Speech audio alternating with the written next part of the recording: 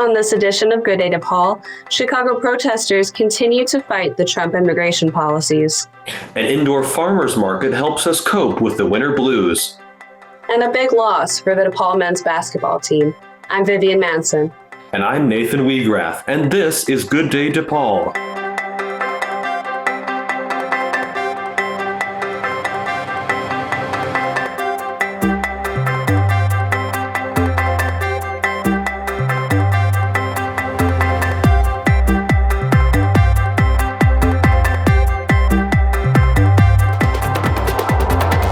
The immigration sweeps in Chicago are leading to pushback by many people, and some of them are taking to the streets. Good Day DePaul's Bing Wong has their story. In front of Trump Tower, hundreds of activists cheer as cars honk their horns in support of the cause to protect undocumented immigrants from being deported. This after newly sworn President Trump promised to carry out the largest deportation program in the history of the United States. All illegal entry will immediately be halted, and we will begin the process of returning millions and millions of criminal aliens back to the places from which they came. These activists chanted and held up signs in disapproval of Trump's plans. Anita Morales, one of the organizers, is hoping this protest will raise awareness of their issues. We truly want a demonstration where it does impact this whole nation, saying, hey, we want a better citizenship pass for all of us. In just 2 weeks after the president was inaugurated, Immigration and Customs Enforcement, or ICE officers, began targeting Chicago. In this video, ICE agents make a surprise raid on the immigrants' home and arrested them. Back at the protest, Maria Flores says she hopes making their presence felt will encourage leaders to make a difference. There's power in numbers, not even just for the people that show up, for the people that stay home, the people that are researching, the educators. It goes far beyond just those that are coming outside and standing at the front for us of everything, but there's power in numbers in different ways. The mayor of Chicago, Brandon Johnson, and the governor of Illinois, J.B. Pritzker, have both pledged to keep communities safe. Trump's crackdown on immigration is felt especially here in Pilsen, a majority Latino neighborhood in Chicago. Residents here say there have already been ICE arrests in the past few weeks. They also say, since the president took office, the neighborhood has been quiet as people brace for even more arrests. For Good Day DePaul, Bing Wong. Meanwhile, one DePaul student says she was stopped on the street by ICE agents. Good Day DePaul's Francesca Corona has her story. As ICE sweeps across Chicago in a wave of arrest targeting undocumented immigrants, fear is growing, especially on college campuses. Callie Hall, a second-year DePaul student, experienced this firsthand when ICE agents reportedly stopped her at the Grand CTA station. They came up to me and were like, oh, what are you up to today? And I was like, oh, I just got done with class. And they were like, okay, do you have any ID on you that we can see? And I was like, I mean, sure.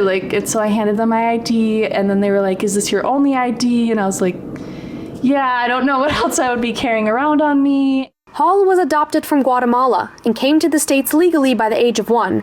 During her ICE encounter, the two officers asked questions of her life before America. First one was asking how long I had been here. They were like, so have you lived here all your life, or did you recently move here, and stuff like that. And then I had told them I'm a citizen, I have been here since I was barely 1, and they're like, oh, so where'd you come from before that? And then that's where I was kind of okay, yeah, I don't feel comfortable answering the rest of your questions, so.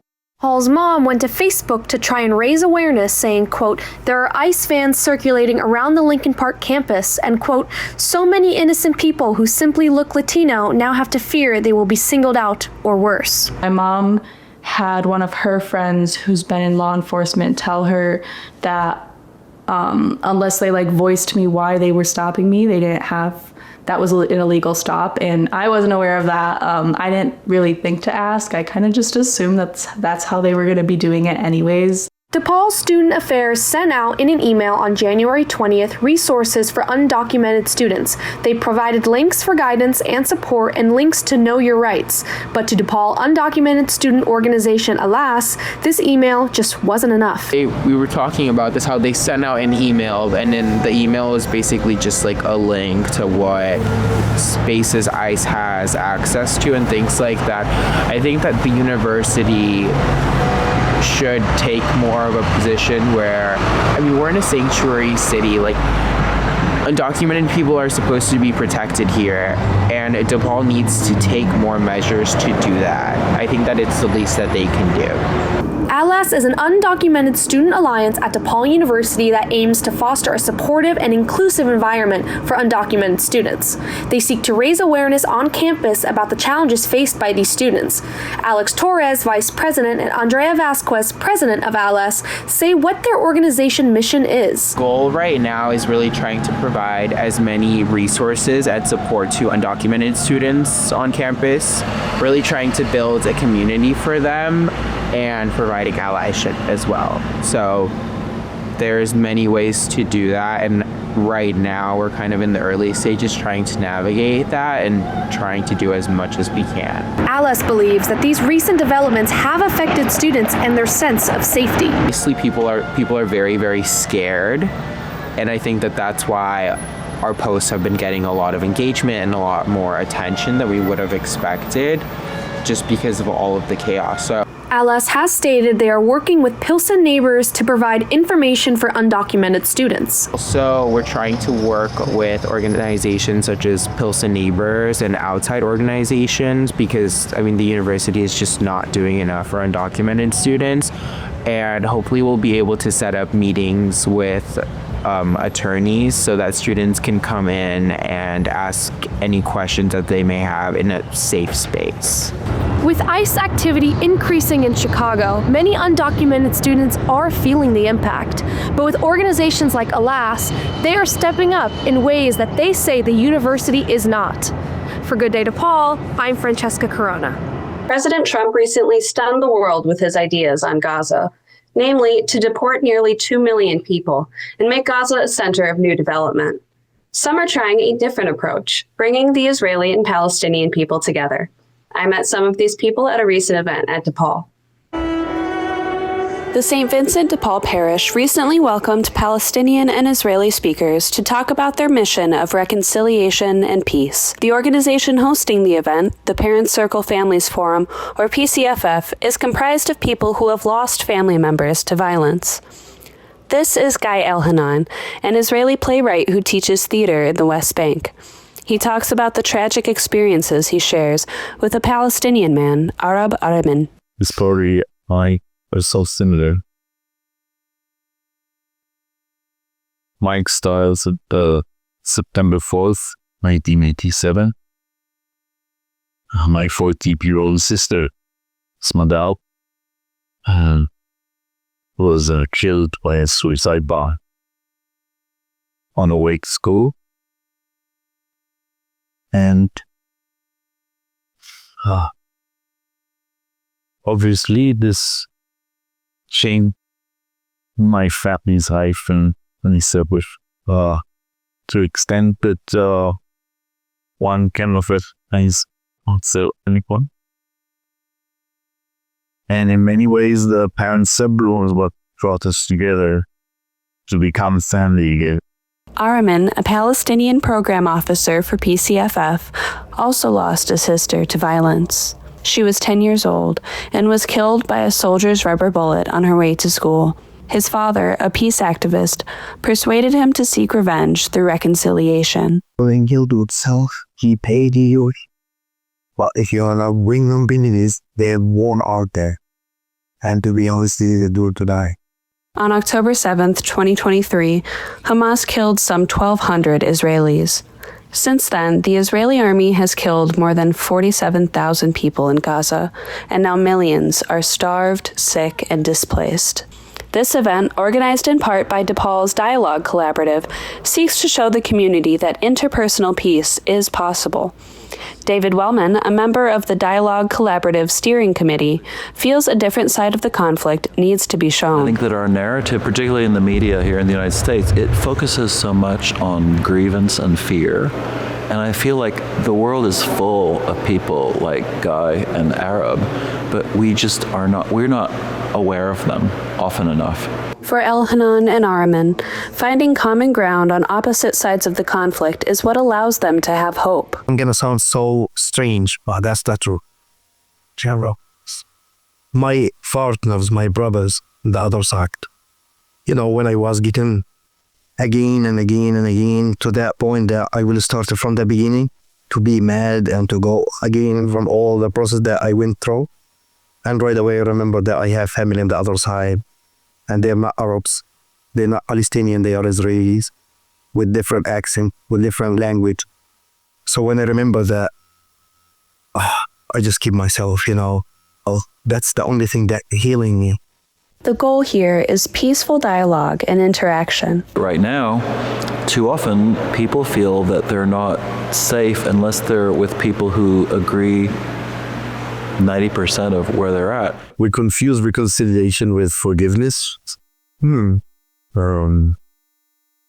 Reconciliating does not mean forgetting that harm was done and that people were hurt. The reconciling is a process that will eventually, and it's the only process that breaks the chains of war. It's the only process that renders war impossible. The faculty and students in the audience got a chance to witness two friends who crossed many boundaries to get where they are now. They learned each other's languages, worked together for years, and have now met each other's sons. If these two people can work together, then what is our excuse? This event's organizers and speakers believe dialogue and interpersonal reconciliation are the foundation of a stable peace. For Good Day DePaul, I'm Vivian Manson. The Chicago winter. It's long and sometimes demoralizing, but one place is making that a little easier, an indoor farmers market in the Avondale neighborhood on the northwest side. Good Day DePaul's Aaron Gessert was there. The doors to Green City Market open at 8 a.m., but for vendors like Aiden Nichols, the work starts much earlier. We leave the farm about 3 in the morning in the summers, and right now we get to sleep in a little bit longer, and we are leaving at about 4:15. Avondale's indoor farmers market provides a space for dozens of vendors to sell their fresh foods year-round, even after harvest season ends. It gives us more time, a larger window to sell a lot of our goods. I mean, even now we have a whole large variety of winter goods, roots, all sorts of things that we wouldn't usually have the vessel to sell through. And winter markets are a great way to let these other vendors here sell excess or stuff that would go to waste if they didn't have the opportunity to sell over the winter. All participating vendors have been certified by a third-party agency, guaranteeing customers that the food they buy meets high standards, whether it's for organic farming or animal welfare. The whole thing behind Green City Market is trying to empower our local food system. So we try to reflect that in who is at market. Regardless of the season, Green City Market gives Chicagoans a space to stock up on fresh, locally sourced food. The indoor farmers market in Avondale will run every Saturday from 8 a.m. to 1 p.m. through March 22nd. In April, Green City Market's Lincoln Park location will return. For Good Day DePaul, I'm Aaron Gessert. Next on Good Day DePaul, some new hope for the DePaul men's basketball team. That story and more in sports when we return. I think we should split. Split up? Why? I want to meet new people. People who need me. Meet new people? You're my left kidney. You only need one of me, man. And you have two.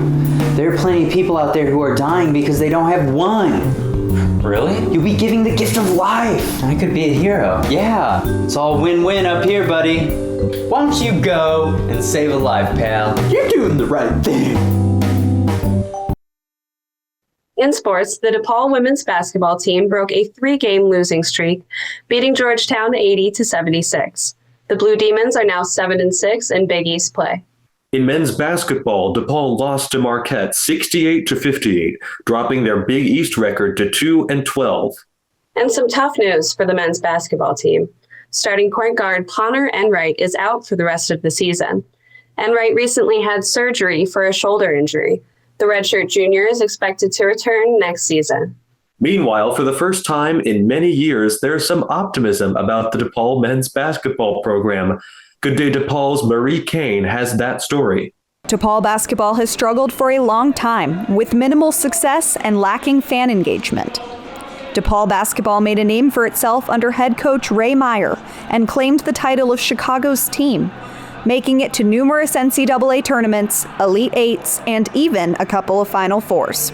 Lifelong DePaul basketball fan and 25-year DePaul faculty member Scott Viverman was a fan of the team as a kid. I've been a fan since they played in the Final Four, and my team was really the team in the 80s. Rod Strickland, Ty Corbin, Dallas Comegys.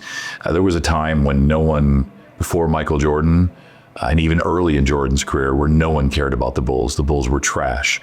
DePaul men's basketball was Chicago basketball. It's hard for people to remember a time when DePaul dominated the college basketball space, as in the past few decades, team success was depleted and fan engagement died out. Last year, hope and energy surrounding the team seemed to completely die out, and attendance diminished with that. DePaul senior James Stoll III has seen the attendance drop throughout his time at DePaul, steadily decreasing through his junior year. Last year, it kind of hit an all-time low. There was barely anyone in the stands, and now, granted, a 3-win season does contribute to that, but other than like the very vocal minority of students that were there from the previous 2 years, who then graduated, there wasn't really a lot of people there. But things seem to be changing for DePaul basketball. The best vibes for DePaul men's basketball that I've experienced is really right now. DePaul hired their new head coach, Chris Holtmann, on March 14th of last year. Holtmann has been building back a winning culture at DePaul and bringing more fans out to games. It's generally due to how Chris Holtmann has been able to start off hot non-conference play. When you go 7-0, people will show up. Then it kind of he hit a couple road bumps. Some fair weather people kind of left. Then he got some conference wins, which to that point, the fans have dedicated ones hadn't seen in almost 2 years. There has been improvement in attendance of games, but there is still a lot of work to be done. DePaul fans are optimistic about the future of their team and those who are in charge of it. I think that it is possible for the glory days, if you will, for DePaul to get that back, to be Chicago's team. And I think you have the right AD. I think you have the right coach. I think you've got these transitional players during this time to make that happen, to make DePaul basketball relevant. Fans believe they have the right leaders to build this team back to what it once was. But the most important piece always has been and always will be one thing: to win. Everything is trending in the right direction right now. Win basketball games, challenge for the Big East, make the NCAA tournament, play better basketball. DePaul has increased their record from winning only 3 games last season to being 11-13 so far this season. The tide may be turning for DePaul basketball as this first year of the new era comes to an end, but only time will tell. For Good Day DePaul, I'm Marie Kane. Next on Good Day DePaul, diversity is still valued here at DePaul. Stay with us. 2004 Skateboard Championship. High school, moped. How about you, Slim? Anything? Something. Looks like Slim's got a little paper cut. It's nothing. Come on, man. No, I'm gonna make you tell me. Hey, kidney transplant. When, dude? I didn't know you were sick. I was donating it. Someone in your family? You gave your kidney to a complete stranger? Yeah. Saved his life. Wow. All right. Everyone can save a life by being a living organ donor on matchingdonors.com. DEI, diversity, equity, and inclusion. The Trump administration is trying to remove it from government agencies and other institutions in this country. But here at DePaul, diversity is still valued. Recently, the Driehaus College of Business and Kellstadt Career Management Center honored Black History Month. They did so through an event called Diversity Drives Success. The event celebrated Black excellence in business. That's all for this week's edition of Good Day DePaul. You can keep up with us by visiting our Vimeo channel at Good Day DePaul or by going to goodday.depaul.edu. And be sure to check us out on Facebook and YouTube. And if you have any news tips, message us through the Good Day DePaul social media channels. Thanks for watching. I'm Nathan Wiegraff. And I'm Vivian Manson. Have a good day, DePaul.